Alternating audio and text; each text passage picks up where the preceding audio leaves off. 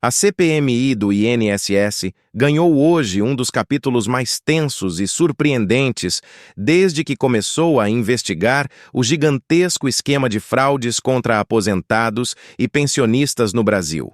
Assista o vídeo até o final e acompanhe a prisão do ex-coordenador do INSS. Logo no início da sessão, o clima já era pesado. Deputados e senadores chegaram determinados a confrontar as contradições, os contratos suspeitos e o rombo bilionário que deixou milhares de brasileiros sem atendimento, sem respostas e, em muitos casos, sem o próprio benefício. Mas nada preparou o plenário para o que aconteceria a seguir. Conforme as perguntas avançavam, o ex-coordenador do INSS, figura central no esquema, começou a cair em contradições. Documentos apresentados ao vivo desmontaram explicações que ele vinha repetindo há semanas. Cada resposta dele abria um novo buraco, e cada deputado trazia mais uma evidência. Os parlamentares aumentaram a pressão. E o ex-coordenador começou a se enrolar.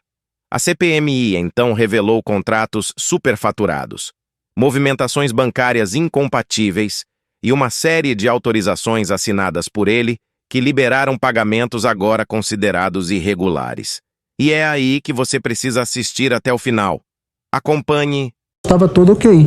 Né? A documentação? Então, a documentação da entidade. Eu já expliquei aqui que o processo é um processo eletrônico, onde as entidades sobem a documentação exigida pelo INSS. Se a documentação estiver toda ok, a gente faz um checklist e depois elabora a nota técnica.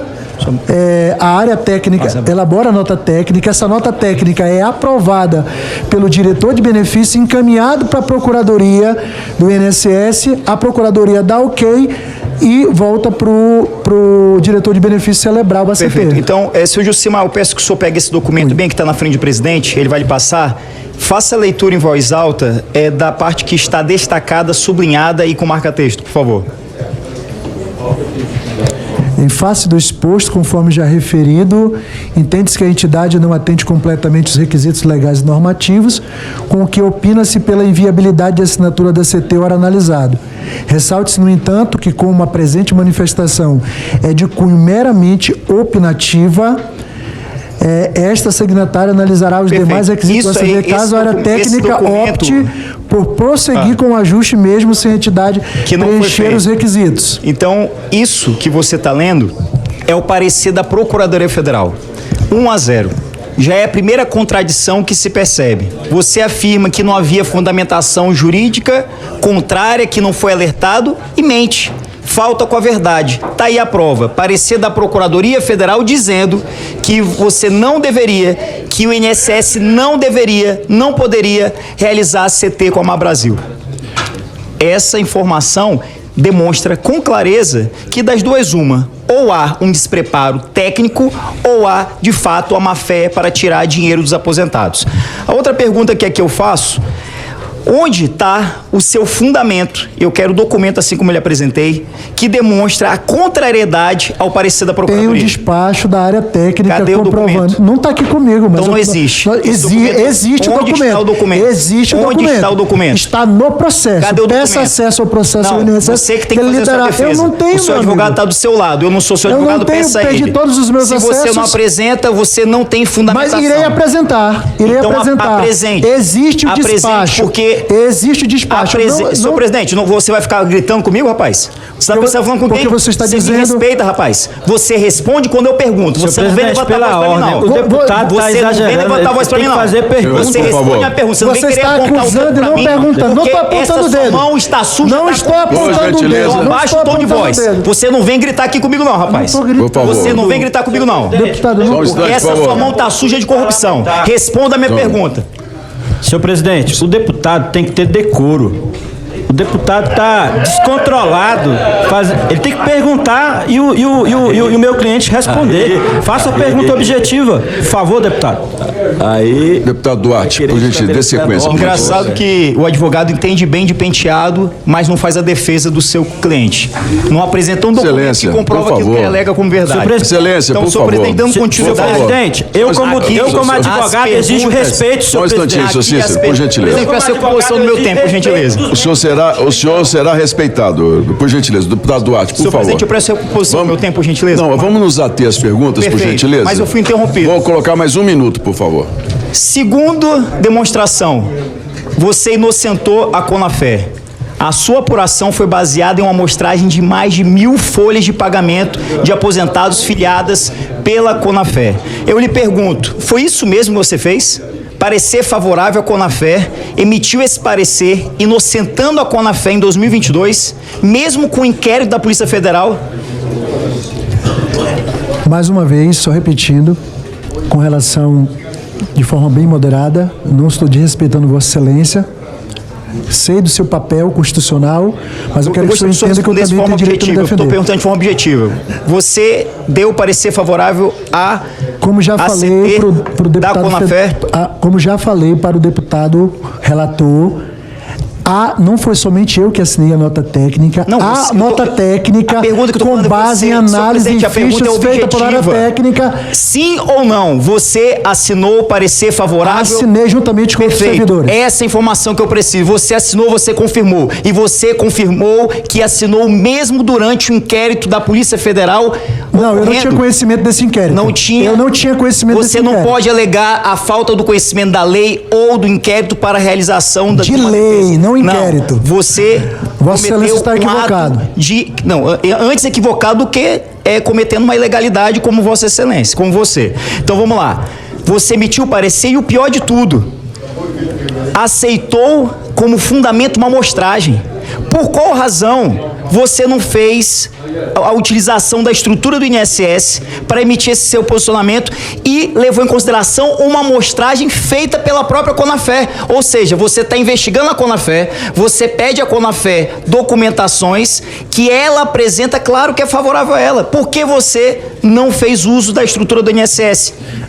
Eram mais de 60 mil associados. Como é que eu consegui entrevistar ou pegar 60 mil fichas com 2 servidores atuando na divisão de consignações? Isso aí é desumano. Desumano é tirar dinheiro de aposentado, de pessoa com deficiência. Claro que sim, concordo plenamente com Vossa Excelência.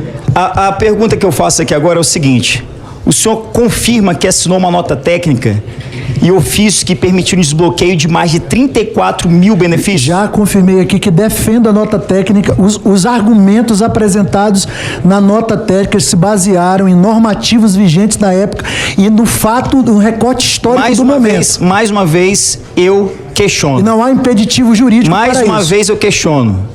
Você fala em normativas, em dados, mas não apresenta um documento. Você chegou pelo menos a consultar a data prévia sobre esse posicionamento, sobre essa nota técnica 18/23? Não havia normativo dizendo que precisava consultar a data prévia. A pergunta é: era um parecer técnico que foi submetido ao diretor de benefícios, à Procuradoria e ao presidente do INSS. Senhor presidente, quando há documentação que demonstra que isso é ilegal, que isso é prática de um crime, que você estava praticando um ato contrário à lei, ou seja, praticando um crime, tirando dinheiro de pessoas inocentes, você simplesmente não leva em consideração a consulta ou parecer emitido pelo órgão. Está aqui.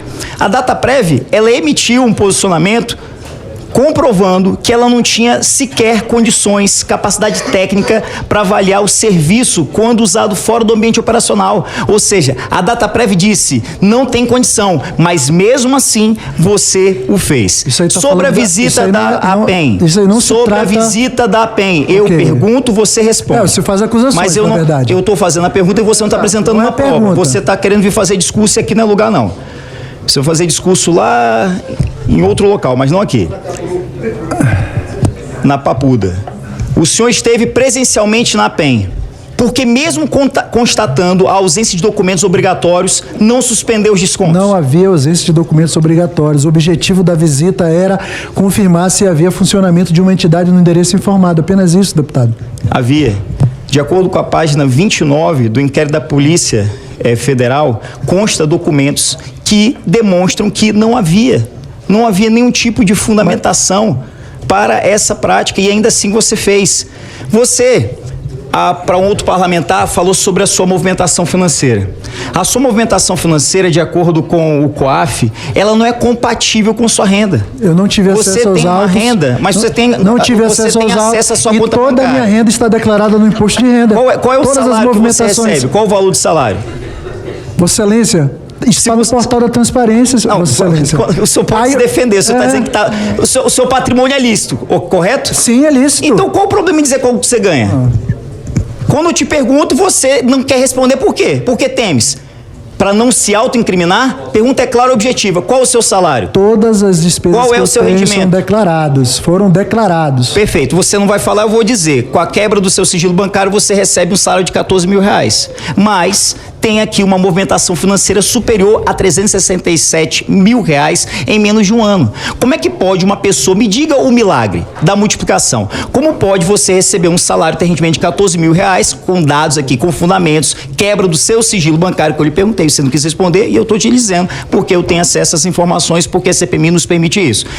E você, infelizmente, não tem como nos dizer como o seu patrimônio conseguiu chegar a esse patamar.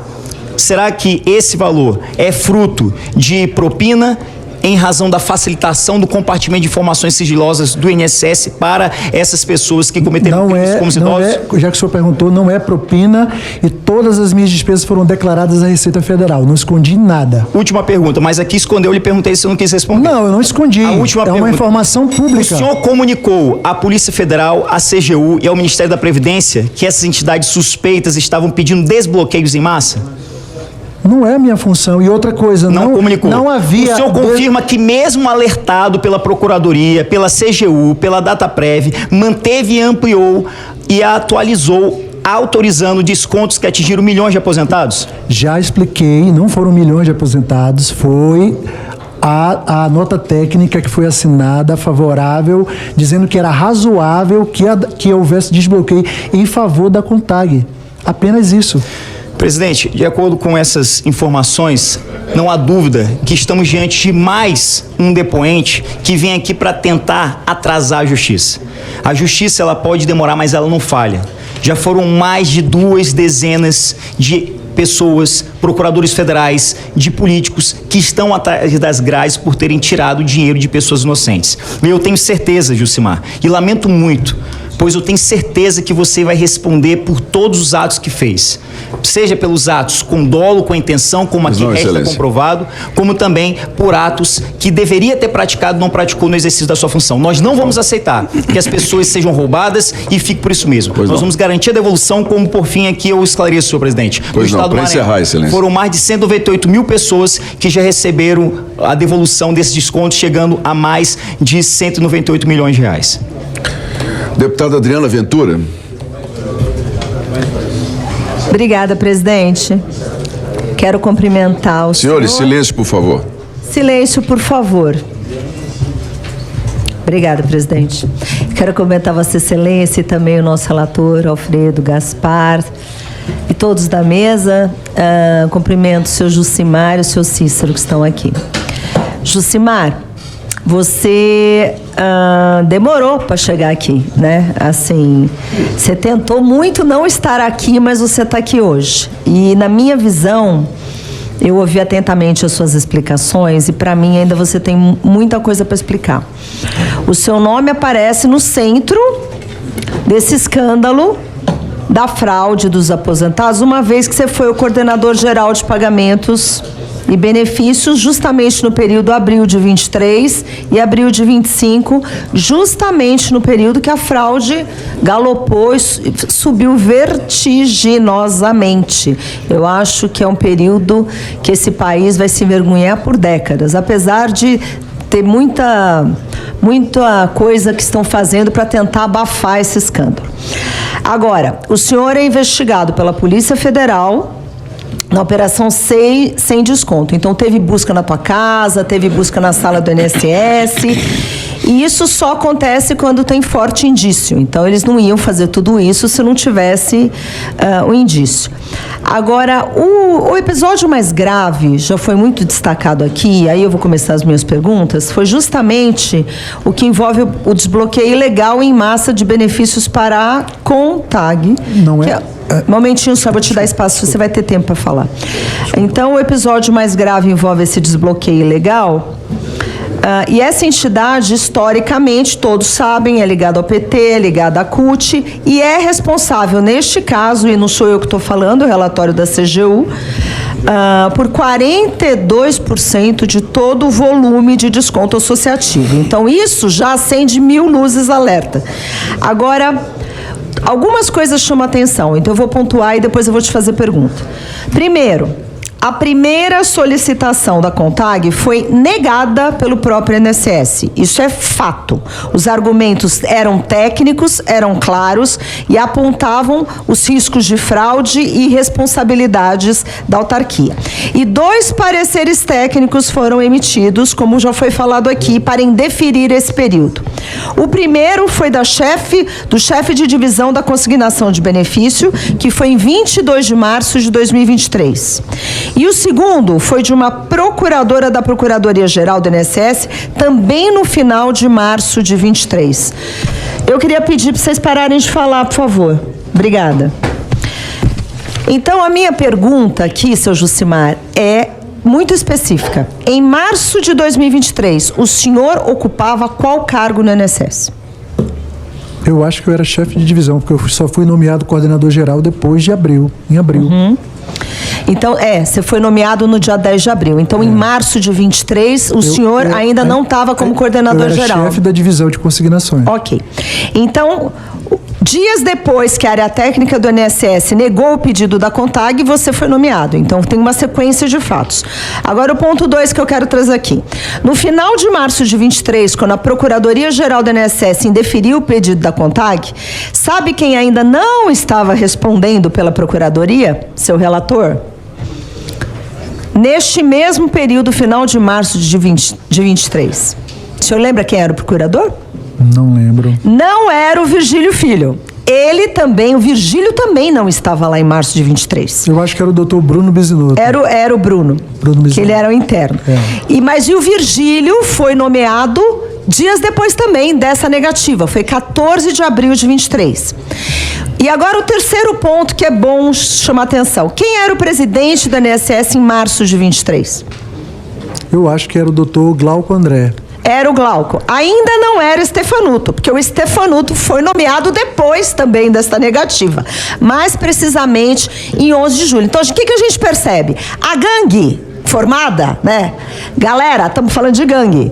1, 2, 3, 4, logo depois da negativa, a gangue foi montada e foi nomeada. Então, depois que a gangue estava formada, a CONTAG fez um novo pedido, fez uma manifestação de inconformidade por conta do indeferimento, e essa nova gestão do INSS, você que foi nomeado em abril, o Virgílio que foi nomeado em abril, o Stefanuto que foi nomeado em julho, daí eles mudaram de ideia e permitiram justamente esse desbloqueio. Agora, seu Jucimar, pergunta para o senhor objetiva. Em junho de 2023, o senhor emitiu um despacho que menciona uma relação, uma reunião que foi feita em 16 de junho, foi via Teams, entre a presidência do INSS, Dirbem, representante do CONTAG. Na reunião, teria sido esboçada uma proposta de solução para o pleito da CONTAG, isso já foi abordado um pouco aqui. Você pode me reforçar e explicar de novo quem estava nessa reunião, quem convocou essa reunião e qual foi a proposta, quem fez a proposta? Eu não me recordo quem convocou, se foi a presidência do INSS ou se foi a diretoria de benefícios a pedido da CONTAG. Mas os representantes da CONTAG era o doutor Evandro Morello, que é um advogado que representa a CONTAG. Eu não me lembro de uma outra pessoa, Edjane, eu não lembro o nome direito dela, se é Edjane, Edilane ou Edivânia. E da diretoria de benefícios, o diretor, eu acho que algum assessor dele lá, e da coordenação geral era eu, mais alguém da divisão de consignações, aonde eles tiveram a oportunidade de explicar realmente o pedido, porque, como eu já disse aqui anteriormente, no primeiro pedido, a pergunta que foi feita para a PFE em nenhum momento disse que não autorizava o desbloqueio. Ela disse apenas que o pedido da CONTAG não se adequava ao que tinha sido estabelecido na portaria 1060 da Dirbem, que Foi perguntado pela área técnica se aquilo se enquadrava ou se o fluxo podia ser diferente. Eles disseram que tinha que se enquadrar na 1060. Quem apresentou a proposta de solução? O senhor lembra? Eu acho que chegaram-se a um consenso, porque perceberam ali que o pedido era pertinente, a entidade teve a oportunidade de explicar exatamente qual era o pedido que ela tinha, quais eram as foi motivações. Um consenso? Até pra Eu acredito que foi um consenso. Tá bom. Porque o senhor era coordenador geral de pagamentos, e então é da sua responsabilidade zelar pelo cumprimento do regulamento previdenciário. E como o senhor justificou internamente, tinha o decreto 3048, como o senhor justificou internamente o desbloqueio de lote sem autorização prévia, pessoal específico Teve dos autorização beneficiários? prévia. As fichas foram anexadas junto com o pedido da CONTAG. Todas as fichas estão, inclusive, em poder do INSS. Autorização prévia de quem? Dos beneficiários. O senhor assumiu esse risco, o senhor não foi instruído, teve uma autorização prévia de todos eles? Foi feita uma amostragem e depois foi elaborada a nota técnica dizendo que por todas as razões elencadas na nota técnica, o pedido era razoável, mas a decisão não foi da CGPAG, foi do diretor e da Procuradoria e do presidente do INSS. Foi uma amostragem de quanto? Eu não me recordo agora. Então, senhor presidente, seu relator, o que a gente vê aqui é a ponta de um iceberg. O senhor Jucimar, naturalmente, não atuou sozinho. Ele atuou com 3 pessoas que estão presas já, que é o André Fidelis, o Virgílio Filho e o Alessandro Stefanuto. E eles agiam em conjunto, de forma orquestrada, em benefício de uma entidade específica que é a CONTAG. A CONTAG, essa mesma que é frequentemente blindada aqui pela base do governo. E esta entidade é o coração financeiro do esquema, que a CGU, segundo o relatório da CGU, concentra 42% de todo o dinheiro. É 3 bilhões e meio de reais. 3 bilhões descontados de aposentados. Então, eu vou repetir. Quase a metade do dinheiro roubado foi roubado pela CONTAG. 3,5 bilhões. A gente está falando do CONTAG da CUT, do CONTAG do PT, e todo mundo sabe.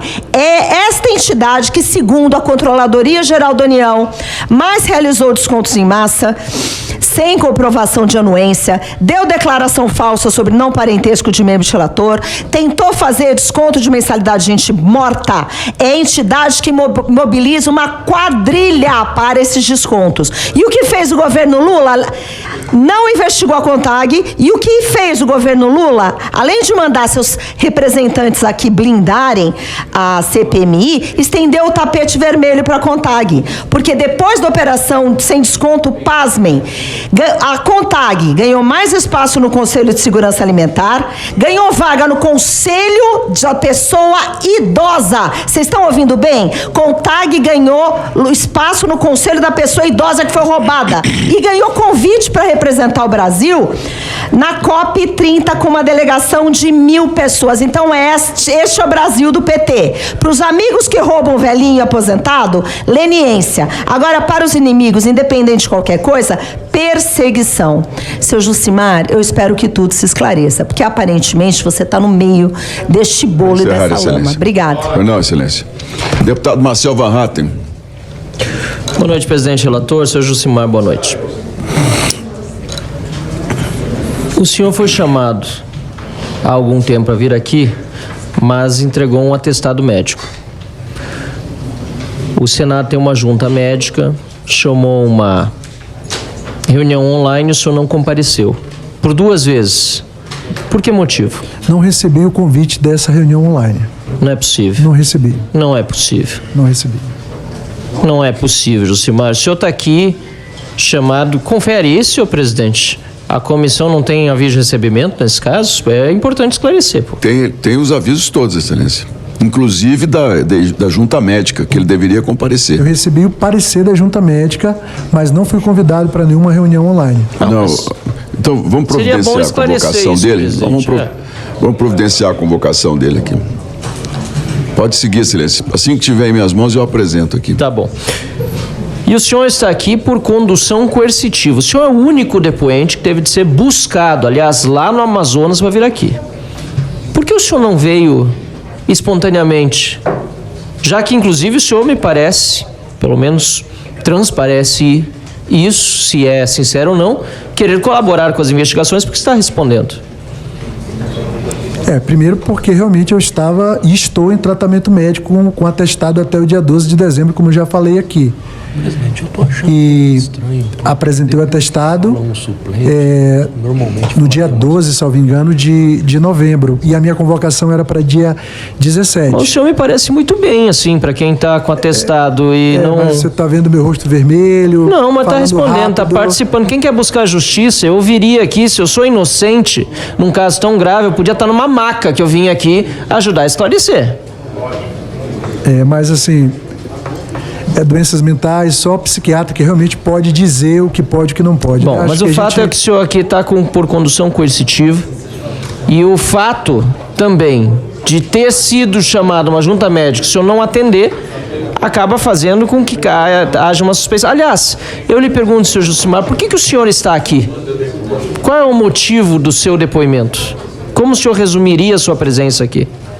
Porque nós fomos citados na investigação da Polícia Federal, né? E a CGU, que fez a denúncia para a Polícia Federal, entende que nós temos algum tipo de responsabilidade. Todos os servidores que trabalharam, de certo modo, com a matéria foram implicados. E estamos, inclusive, respondendo processo administrativo disciplinar junto ao INSS para tentar justificar as nossas ações. E me confirme... Tá difícil. Silêncio, por gentileza. Verdade. E me confirme, Jucimar, qual era o seu cargo no INSS? O mais recente. Coordenador Geral de Pagamentos de Benefícios. E o senhor dava as notas técnicas e dizia que estava aprovada determinada entidade para receber um acordo de cooperação técnica, não é isso? As notas técnicas eram assinadas por todas as pessoas que trabalharam em algum momento na divisão de consignações. Mas o senhor era responsável por isso. Como eu trabalhei também, então eu assinava algumas coisas. Eu não sou o único servidor que assinou nota técnica aprovando, mas eu também fiz parte. Porque mas o senhor é o único que está sendo investigado, tem mais? Tem, o Giovanni teve oportunidade também. Não no mesmo cargo que o senhor. O cargo que o senhor ocupou, o senhor é o único. Sim, mas ele era... Vamos lá. Aí o senhor assinou várias notas técnicas e a gente viu aqui, o relator demonstrou o tanto de entidade, começou a explodir o nome de entidade. O senhor não desconfiou desse monte de novas entidades que foram surgindo e o senhor foi dando... parecer favorável, uma atrás da outra? Como eu disse anteriormente, a documentação estava toda ok. Não tínhamos motivo técnico nem jurídico. Ok, eu vou fazer a pergunta inversa. O senhor aprovou um monte. Quantos o senhor rejeitou?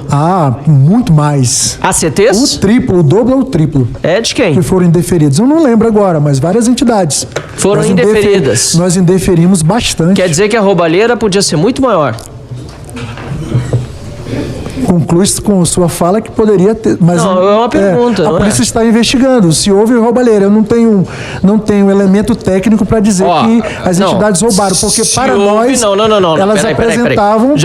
Não ofenda a nossa inteligência. Não houve roubo. O senhor sabe que houve roubo? As pessoas estão aqui na internet dizendo 6 milhões de aposentados. O pessoal diz que teve um desconto indevido. O senhor diz que a Polícia Federal ainda está investigando. Não, o senhor sabe que houve roubo. Está sendo investigado e elas vão chegar aos números reais. Que podem ser menores ou maiores. Mas houve roubo.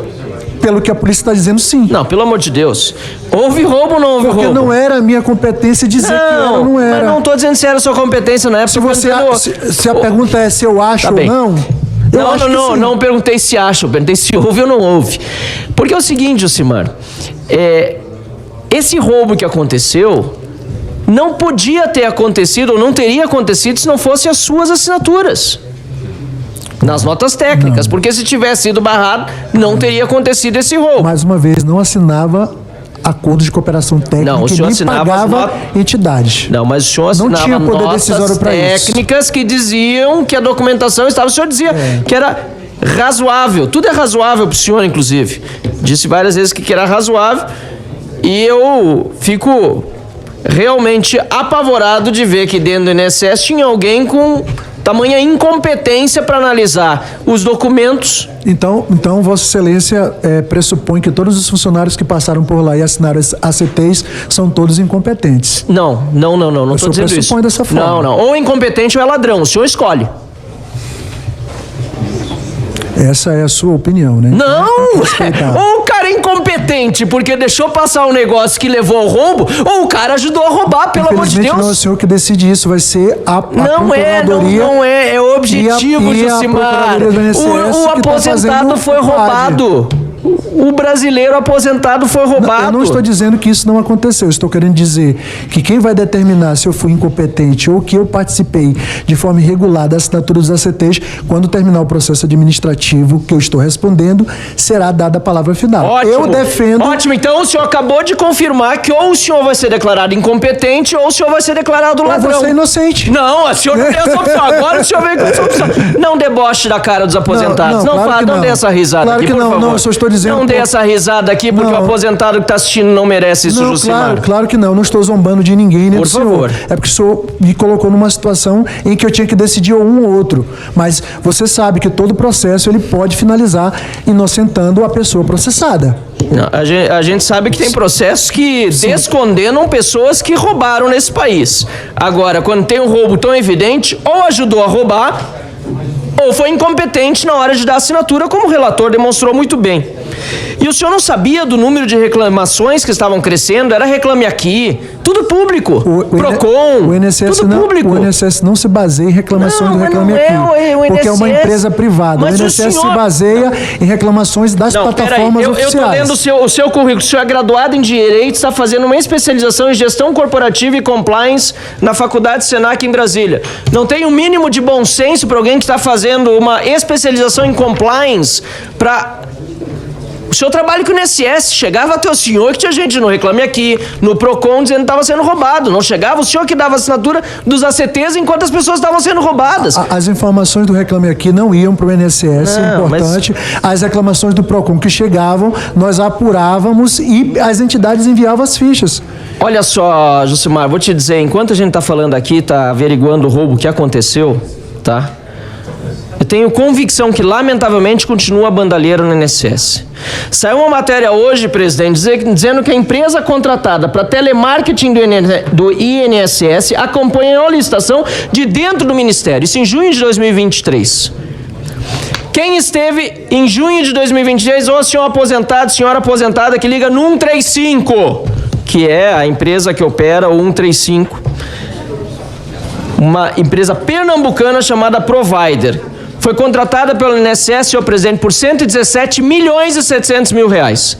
117 milhões e 700 mil reais. O senhor Volney Queiroz, que hoje era ministro, ele era, na época, secretário executivo da pasta, e recebeu entre o meio-dia e 1h o senhor... Onde é que está o nome dele? Não posso ser aqui. João Dias. João Dias, que passou o dia inteiro no ministério. Chegou 14 minutos depois de aberto o pregão, o senador Rogério Marinho, e ficou até depois de fechado o pregão. Durante o final, a finalização do lance, ele estava dentro do gabinete do atual ministro Volney Queiroz, a 12h20. E ele é de Caruaru, a empresa Provider de Caruaru, que por acaso, aliás, nada é coincidência nesse mundo da política, é da cidade do ministro Volney Queiroz. Senhor presidente, que dia o Volney Queiroz ia estar aqui conosco na CPMI, se o senhor pudesse me esclarecer? Ele estaria hoje, excelência. Ele estaria hoje aqui, o ministro Volney, o atual ministro? Sim. Essa aqui, senhor presidente, para o seu conhecimento, é a agenda pública do ministro, tá?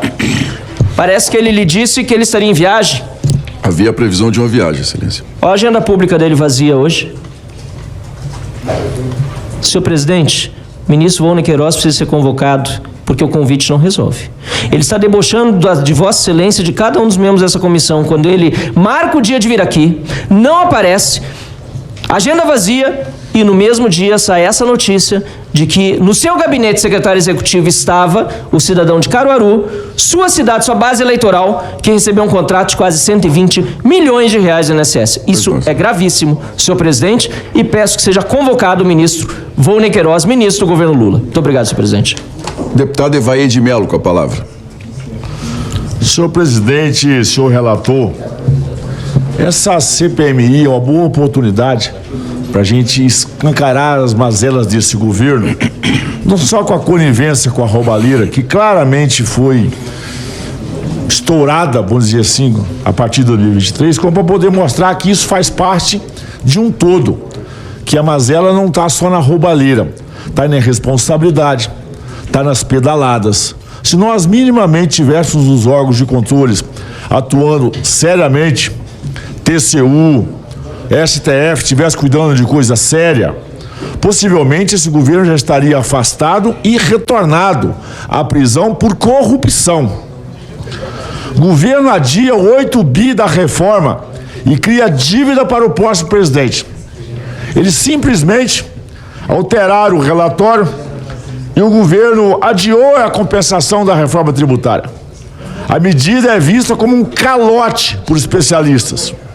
Agora, criam a dívida para o futuro. Roubaram o presente, jogaram a dívida para o futuro. Vai vendo, Brasil. Crise nos Correios se aprofunda. O Marafuá não está só no INSS, não. Os Correios, já com o déficit, o rombo bilionário, e para piorar agora, esse governo do Lula, querendo pegar empréstimo bilionário para pagar o rombo bilionário que eles mesmos roubaram dos Correios. É o perto do caos. Vai vendo, Brasil. Sabendo disso, quem vai pagar a conta são os mais pobres. O governo já fala em reduzir gastos com benefícios. Acabou o dinheiro. E eles não têm mais o que fazer, vão cortar de quem mais precisa. Tudo isso alinhado ao seu caos, nesse esforço que fizeram da sua imagem interna e externamente, que deteriora cada dia mais. E claro, o fracasso e o caos, o fim da COP repercute na imprensa internacional. Também os maiores vexames que o Brasil já fez na sua imagem foi essa COP claramente para roubar, porque o que Itaipu investiu em Belém não tem nenhuma conexão com o serviço por ela prestado e sem nenhuma responsabilidade. Mas possivelmente o bolso dos empreiteiros, os prestadores de serviços, consultores estão cheios. Medo de pior na economia agrava desgaste do governo Lula às vésperas das eleições. Começou a ter a percepção: irresponsabilidade, incompetência, roubalheira, rejeição a cada dia. O deputado Luiz Lima apresentou aqui um número assustador do como tem aumentado a rejeição do governo. Sabe por quê? As pessoas estão começando a ter informação, ter a verdade. E quando a verdade chega, a aprovação do governo despenca. Benefícios sociais do governo Lula não reduziram o endividamento. Mostra que foi uma falácia do governo. Sabe por quê? Com a irresponsabilidade fiscal, o governo deixou o dinheiro mais caro. Com o dinheiro mais caro, você tirou força do setor produtivo, reduziu a oferta. O que aconteceu? Você gerou inflação. Mesmo dando os programas sociais, porque esse governo quer dar alimento barato para quem consome, às custas de quem produz, porque ele não tem nenhuma responsabilidade fiscal, o que aconteceu? As famílias brasileiras estão se endividando cada vez mais. E muitos desses, os aposentados, que foram roubados com a conivência ou com a incompetência de funcionários do INSS no padrão de Jucimar, que se mostra aqui como uma das grandes vergonhas do serviço público brasileiro. A dívida pública sobe e supera 8,2 trilhões de reais. Vai vendo, Brasil. Isso é, de novo, dívida para o futuro. Para poder mostrar que o buraco é mais embaixo e o caos está contratado. Custo da dívida para as famílias atinge recorde histórico. Roubar os aposentados, tirar dinheiro de casa. Responsabilidade fiscal, dinheiro caro, juro alto, inflação. O pouco do dinheiro que sobrou, que não foi roubado, perdeu o poder de compra. E, naturalmente, as famílias estão se endividando. Vai vendo, Brasil. Óbvio que, diante desse cenário, o governo afunda na sua credibilidade. Tem só você olhar o plenário dessa CPMI, você vê que, fora os contratados efetivos do governo, os aliados, os simpáticos, como diz lá na roça, já vazaram na braquiara. Não vem nem aqui, porque não tem nem argumento mais, já não consegue mais criar nenhuma narrativa para defender o Barrabás. E aí ele está derretendo com a credibilidade. De novo, sinal amarelo, vai vendo, Brasil.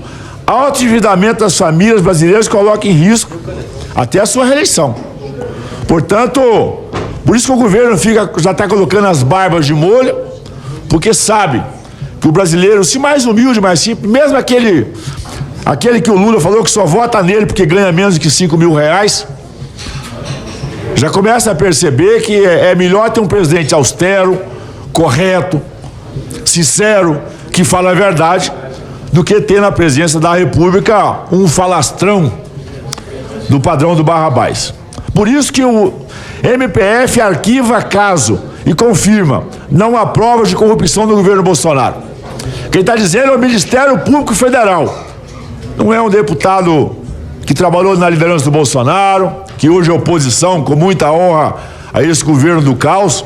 É o Ministério Público Federal dizendo que não há provas, meu sempre ministro Rogério Marinho, de corrupção no governo Bolsonaro. Claro que o STF quer prendê-lo, porque com esse currículo retornaria à presidência da República com facilidade. Vou na mesma linha, vai vendo, Brasil.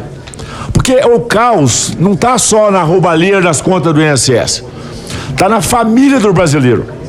Família, inclusive, que esse governo não defende. Não está na plataforma dele o respeito à família, aos valores cristãos, morais e éticos da sociedade. Mas eles querem, com isso, inclusive, destruir a família. E destruindo a família, eles sabem que tem uma presa fácil para o mundo que se conivente com o nosso mundo das drogas. Silêncio, por favor. Vai vendo, Brasil. E aí vem o senhor Jucimar Fonseca da Silva. Pelo currículo apresentado aqui, pelos resultados que o senhor mesmo expôs e que o relator brilhantemente narrou, seguido pelos colegas parlamentares, precisamos sim de uma reforma administrativa. O senhor, com certeza, seria demitido muito rápido.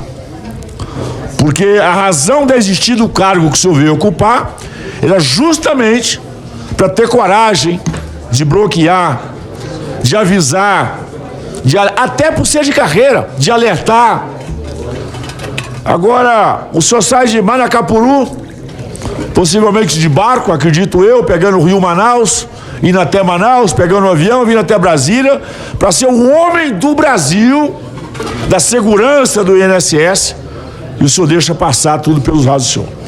Eu pergunto, o senhor tem o hábito de voar em aviões privados? Pequenos, privados? Não. O senhor vai de Manacapuru a Manaus para vir para Brasília, o senhor vai de barco? Não, tem estrada. Tem estrada. Quantas entidades foram registradas e autorizadas na sua gestão? Não me recordo a quantidade, mas já falei aqui para o nobre relator que recebi, quando era chefe da divisão de consignações, 17 ACTs ativos, né? E o último que foi celebrado foi em fevereiro ou março de 2024, já eram 41 entidades. Eu pergunto, quantas rejeitadas? Quantas entidades o senhor negou? Aqui não. Eu não me recordo, mas foram mais do que o que nós celebramos. Por favor, o senhor disponibiliza a lista das que o senhor rejeitou para aqui. Vai vendo, brother.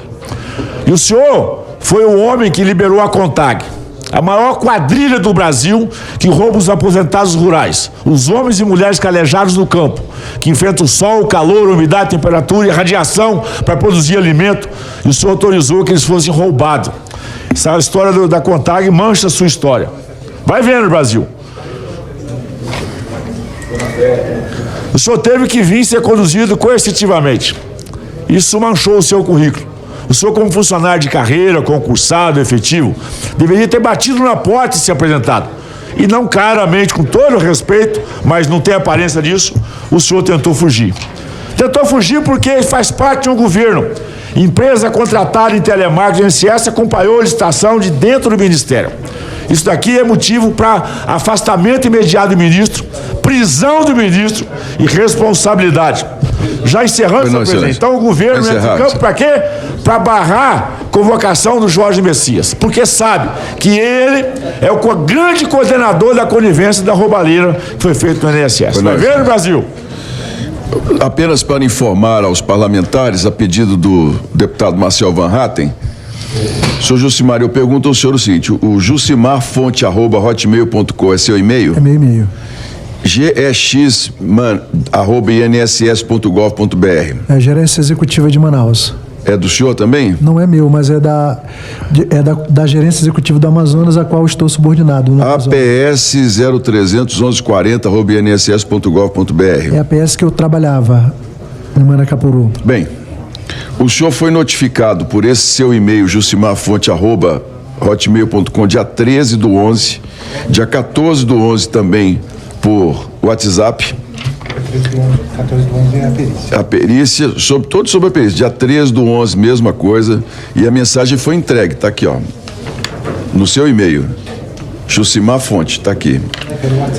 É. Não, mas só pra, eu acredito que tinha realmente uma convocação para perícia, né? Mas eu acho que ele perguntou com relação a link para eu entrar online e ser periciado pela perícia do Senado online. Se o senhor foi avisado sobre o dia da perícia... Senhor presidente... Mas eu estava em Manaus, né? Doutor Cícero, só um minutinho que eu vou respondendo aqui para mostrar... É porque a defesa apresentou oficialmente a essa CPMI um ofício justificando a ausência dele e informando que ele não iria comparecer para fazer a perícia porque não havia previsão legal. Bem, eu tenho um e-mail com a cópia do ofício que eu enviei para a CPMI. Ele foi notificado. Então o depoente mentiu, presidente, porque para mim ele disse que não foi. Ele foi notificado 4 vezes, ele disse inclusive. Que não, mentiu. Bem, vamos dar sequência. Deputado Alencar Santana, por favor. Presidente, não, mas presidente, só um instante, por gentileza. Mentir aqui não é flagrante? Senhor, por gentileza, vamos...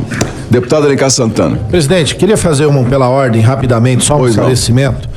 Se a equipe do ministro Vonne ou o ministro Vonne comunicou à presidência hoje de que a viagem que ele iria fazer estava cancelada, mas como estava em cima, ele não poderia vir mais nessa data de hoje? Não, Excelência, ele não comunicou, apenas que havia uma viagem prevista. Não comunicou hoje de que a viagem tinha sido cancelada? Não. Ok, obrigado. Só voltando o tempo agora, presidente, estava pela ordem. 10 minutos para o deputado, por favor. Eu poderia aqui responder o deputado antecedente sobre diversos temas. Ele esqueceu de trazer uma manchete. Mas eu vou falar, caso ele não saiba. O Bolsonaro está preso. Está preso. É importante ele saber. Opa, por favor, senhores, por gentileza. Por gentileza. Outros golpistas estão presos e virão mais condenações envolvendo o Bolsonaro. Não tenho dúvida alguma, por exemplo, no roubo de joias. Aliás, o servidor que atuou com ele na Receita foi afastado do serviço público porque ali recebeu ordem ilegal para roubar as joias pelo presidente Bolsonaro. Senhores, por gentileza, vamos ouvir o parlamentar.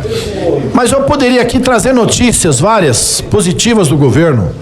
Geração de emprego, o menor nível de desemprego do país, o crescimento econômico, o pé de meia, os institutos federais, as obras do PAC, tudo isso acontecendo, que faz do Brasil um país novamente bom de se viver, tanto que recebe e bate recordes, inclusive de turistas do mundo inteiro vindo para cá.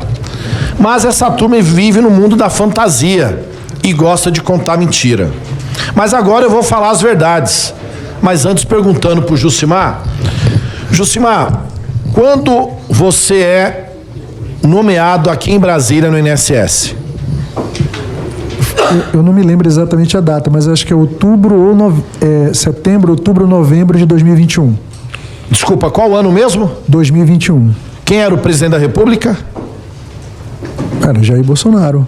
Não, desculpa, quem era? Jair Bolsonaro. 2021, Jair Bolsonaro. Fato público, né? É que eu estava em dúvida, de repente, né?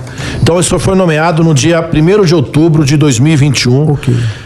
Quem te nomeou foi o presidente do INSS, Leonardo José Rolim Guimarães. Então, da gestão do Bolsonaro, que infelizmente até agora o Rolim não veio aqui dar depoimento. Esperamos que ele venha ainda. Nós temos tempo até março para que ele possa vir aqui dar esse depoimento. O senhor, durante esse período, aliás, o senhor disse que foi puxado lá de uma agência no Amazonas, que veio para cá. Como é que a pessoa te achou assim do nada? Pô, tem alguém lá na cidade tal, o cara é bacana, o cara é bom, é competente, vai vir trabalhar aqui em Brasília. Eu já falei aqui que a direção central entrou em contato com o gerente executivo, que na época era o Raimundo Santana, acho que até hoje é ele, e eu estava trabalhando lá na gerência executiva em Manaus, no processo de seguro-defeso.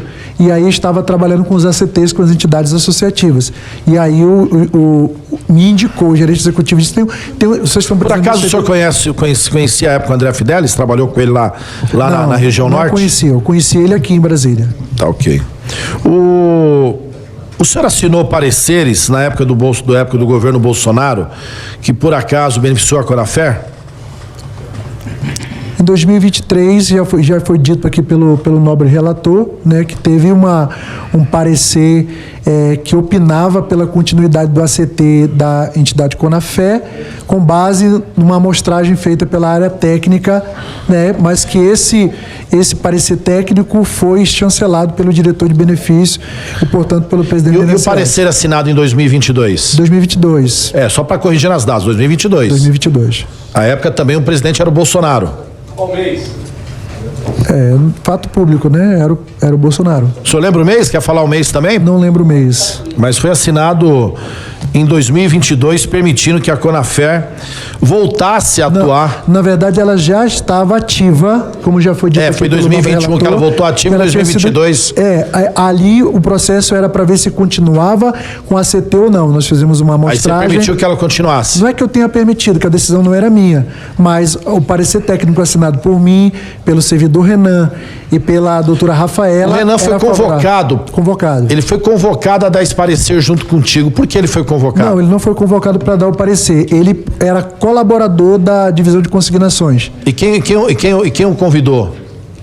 Nessa época, eu já estava como chefe de divisão, mas ele já vinha sendo convocado antes mesmo, até inclusive de eu vir para Brasília.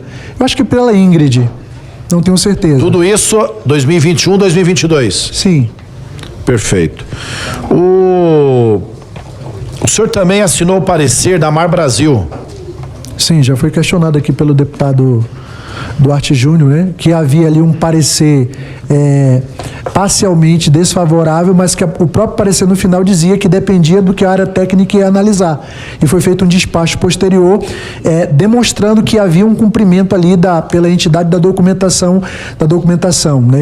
Que estava tudo redondinho, foi enviado para a DIRBEM, que aprovou esse despacho e enviou para a PFE, para a celebração do ACT. Qual o seu critério que se analisava para aceitar um ACT ou negá-lo? A gente tinha um checklist padrão da documentação, como estatuto, disposições, alterações, ata de fundação, ata de... O senhor falou que negou alguns. Em qual período? Em qual período você negou? O período inteiro em que eu estive chefe de divisão, a gente negava alguns, outros a gente celebrava quando a documentação estava ok. Tá, você não lembra nenhum caso específico? Entidades que, por exemplo, que não se enquadravam naquele momento, a gente indeferia, depois um ano depois, resolvia a documentação, entrava de novo e aconteceu alguns casos de que entraram, mas eu não me lembro quais, mas a gente indeferia bastante. Nenhum período você suspeitou de algo irregular, de alguma entidade, algum desconto? Algo do tipo? Não, porque, como eu estou dizendo, as informações oficiais do INSS, se vocês pedirem oficialmente os dados da ouvidoria, são dados muito insignificantes comparados com esse que saiu na mídia, que houve uma primeira... E o comitê que você fez parte para apurar irregularidades da Conafer? Não era um comitê para apurar irregularidades, era para acompanhar, para fazer uma verificação de fichas, se enquadrava ali de acordo com o que estava no ACT. E você naquele período não se observou nada?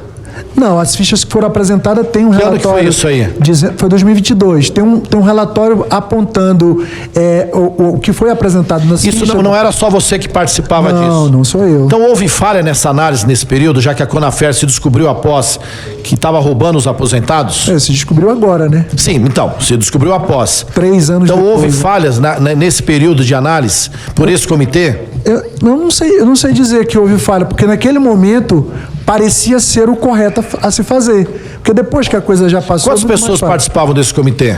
Foram três pessoas, eu, Renan e a doutora Rafaela. E vocês não observaram nada?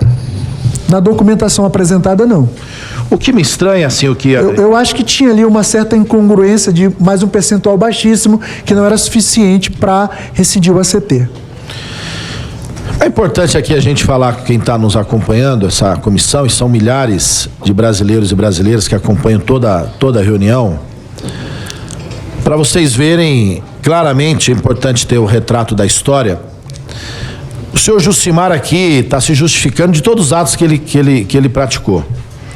Uma visão técnica, dizendo que fez isso e aquilo, porque a análise daquele período não havia nada a se apontar. Como foi dito, eu também não acredito em coincidência. A minha avaliação é que o senhor e mais alguns servidores faziam parte de um núcleo muito influente e que permitiu que essas entidades entrassem e cometessem esse crime cometido aí contra os aposentados e pensionistas, roubando milhões de pessoas. E, logicamente, devia ter outras figuras, como tem do mundo empresarial, dirigentes dessas entidades laranjas, empresários. Esperamos chegar nas figuras políticas que, porventura, davam guarida.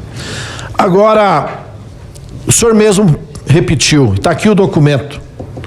O senhor entrou em outubro de 2021, onde, a partir desse cargo, comissionado, praticou determinados atos que permitiram que, por exemplo, a Conafer continuasse, que a Mar Brasil, entidades, aliás, a Conafer aqui tem até um chofer, se você não sabe. Tem senador que pega o cara em casa, que traz para almoçar aqui no Senado. É impressionante a rede de apoio que a Conafer tem. O senhor vai descobrir, procura na rede, você vai saber, o chofer da Conafer só vai saber quem é. E o senhor também, em 2022, deu pareceres da mesma maneira. Isso só confirma claramente em qual período começou-se a fraude, qual período começou esse roubo, e mais, qual período não se fez nada para apurar e investigar. Diferentemente do período atual, onde o governo observou as fragilidades, desconfiou, presidente, mais 30 segundos para concluir, desconfiou-se das irregularidades que poderia haver crime através de uma ação efetiva da CGU, passou-se à Polícia Federal, que está investigando na seara criminal, e já temos pessoas presas. E mais do que isso, encerrou-se todo e qualquer tipo de desconto associativo. Mais do que isso, as pessoas estão tendo o seu dinheiro devolvido. Para encerrar, porque elas foram lesadas, roubadas. E mais, tem ações da AGU, do ministro Messias, contra essas entidades empresários para que o dinheiro seja devolvido. E eu não tenho dúvida que será ao final. Portanto, nós temos duas condutas para concluir, presidente, opostas. De omissão no período onde se começou o roubo e de uma ação efetiva por parte do governo do presidente Lula, porque tem Excelência. compromisso com os aposentados e pensionistas desse país. Muito obrigado, excelência. Deputado Zé Trovão. Senhor presidente, eu quero cumprimentar aqui o senhor Jucimar e de antemão já perguntar. O senhor afirmou diversas vezes aqui que o senhor não tinha poder decisório. Foi isso? Sim. Fale no microfone, por favor. Sim, senhor. sim. Então tá. O senhor mente quando o senhor fala isso. Isso é mentira. O senhor sabe por que o senhor está mentindo? Porque quando o senhor assinou o desbloqueio em massa da CONTAG, é a sua assinatura. Então isso é uma decisão sua. Mas quem assinou o despacho decisório foi o presidente do INSS. Não, senhor. O senhor disse que o senhor não teve. Se o senhor não tivesse assinado, não teria acontecido. Então o senhor mentiu. A liberação, contrária ao parecer jurídico, passou pela sua mão. Então isso também é uma decisão importante.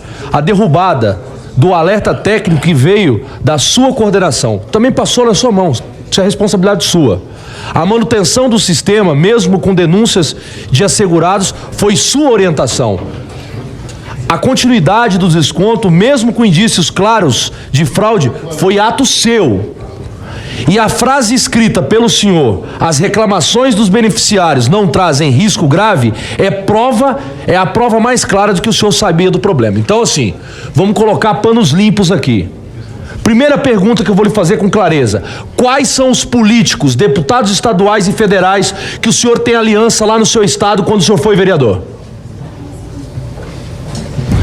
Senhor presidente, o advogado não tem direito de falar nesse momento. A pergunta é clara e eu estou fazendo uma pergunta que não cabe a ele. O senhor faça silêncio. Senhor presidente, o deputado faz pergunta que não é objeto de investigação da CPMI. Doutor Cícero, nós já tratamos desse tema. O senhor Jucimar pode ou não responder. Pode alegar, é uma questão vencida. E, por favor, retorne meu tempo. Não, advogado falando na minha fala não dá, presidente. Não, 1 minuto para o deputado. Então, assim, o senhor quer falar ou não? Quem são os políticos que o senhor tem ligação lá no seu estado? Se o senhor não for responder, o senhor explique por quê. É porque é muito sazonal, depende do ano eleitoral, né? E já ajudei sim muitos políticos lá, como o deputado Cabo Maciel, como o próprio ex-deputado Alfredo Nascimento, mas não tem assim hoje um político que eu tenho aliança política. Já apoiei lá atrás, porque fui político, quando era vereador apoiei pessoas. Vamos lá. Em setembro de 2023, a divisão de consignação em benefício do INSS descobriu que todas as fichas de filiação da Amar Brasil tinham o mesmo código. O correto seria um número diferente para cada ficha. Essa informação é verdade ou não? Para cada filiação tem que ter um número diferente, correto?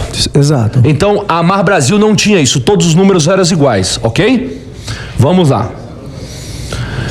Mas alegou que não tinha competência técnica para analisar o material. Recomendou o envio para a diretoria técnica. O senhor tem essa informação? Foi enviado para a DTI na época, porque como as fichas deles eram fichas digitais, a gente não tinha competência técnica para analisar. Então, só por isso daí já tinha que ter sido barrado, tá? Em dezembro de 2023, o senhor, não é outra pessoa, na função de coordenador de pagamentos, disse que a avaliação era desnecessária.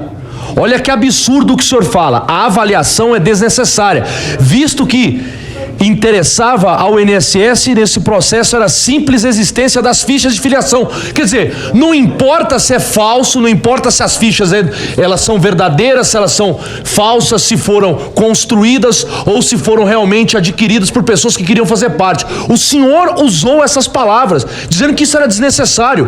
Chefe, deixa eu falar uma coisa para o senhor. O senhor pode contar a história para quem o senhor quiser aqui hoje. Mas eu estou aqui desde o início do seu depoimento, vendo o seu advogado cumprindo o papel dele, a quem eu respeito muito, tentando interpelar como eu vou investigá-lo. Se eu quiser perguntar qual foi a sua última namorada, é um direito meu, porque pode fazer parte dessa investigação. E o que nós estamos fazendo aqui hoje é elucidando algo que é muito perigoso.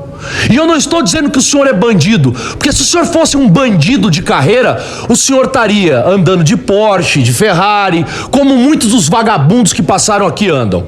Mas o senhor aparentemente tem ligação com isso aqui. Sabe por que eu estou dizendo isso? Vamos lá.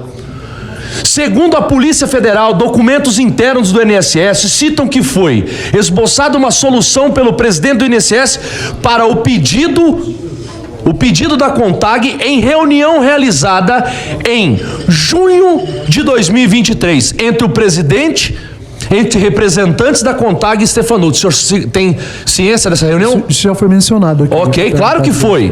Claro que foi. O senhor mencionou e fez um relato como se isso fosse um ponto simples.